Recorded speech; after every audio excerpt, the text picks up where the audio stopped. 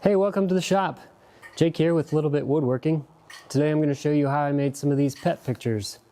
These are photo V-Carves cut on the CNC that started out with a picture like this one and turns into this cool carving. These were a lot of fun to make, so follow along as I show you how I made these.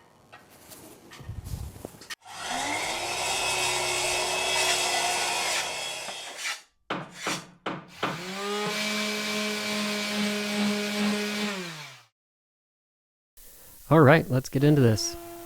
I made all of these out of MDF, which after a couple test pieces with some plywood and some ash, I found this to be the nicest looking final result.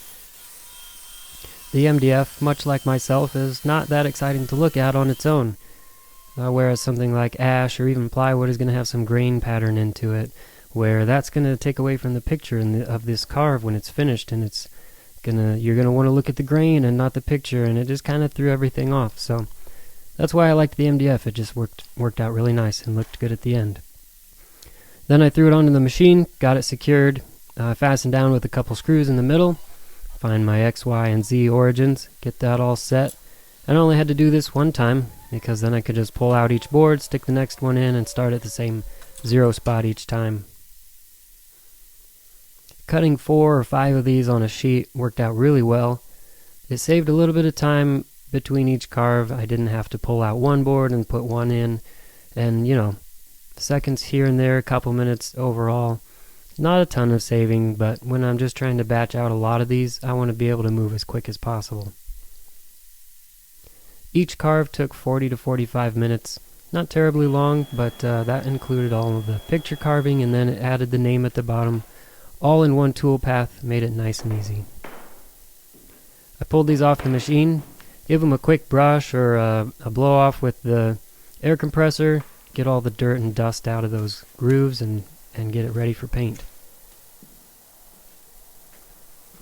Get everything settled here in the high-tech paint booth and just give a couple quick coats of flat black spray paint. Get that on good, make sure all those grooves are filled with paint, everything nice and deep is covered and all that black gets down in there.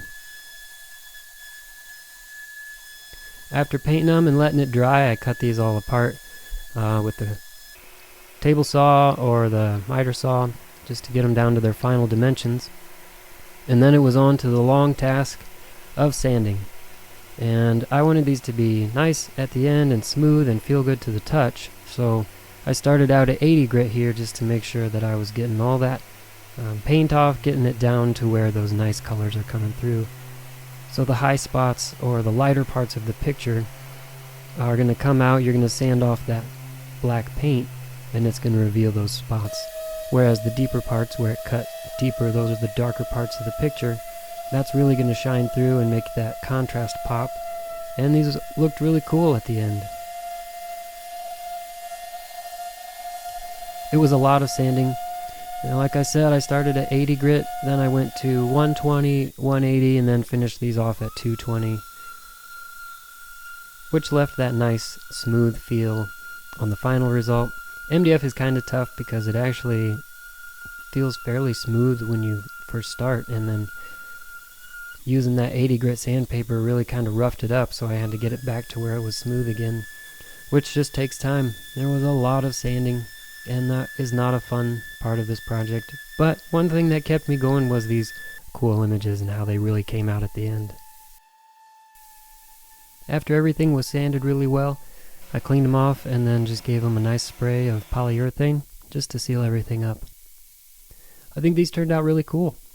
If you're interested in getting one of these done for yourself, whether it's a pet or just a big picture of your face, let me know. You can find me at littlebitwoodworking.com or follow me on Facebook, Instagram. Leave a comment in the comment section below. Let me know what you'd like to see next time. Well, thanks again for watching.